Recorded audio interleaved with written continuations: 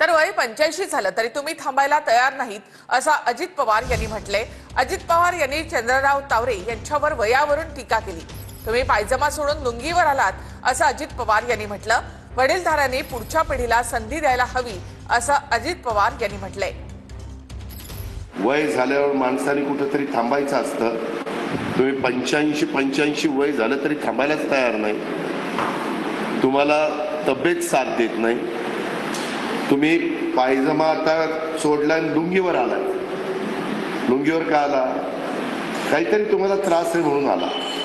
वयोमानाप्रमाणे शरीर थकत असतं। जो तुमचा 20ला काम करण्याचा उत्साह असतो 30ला 40ला तो उतार वयामध्ये राहत नाही। हे जगाचीच रीत आहे। पण वडीलधाऱ्यांनी पण पुढच्यांच्या हातामध्ये कारभार दिला पाहिजे ना।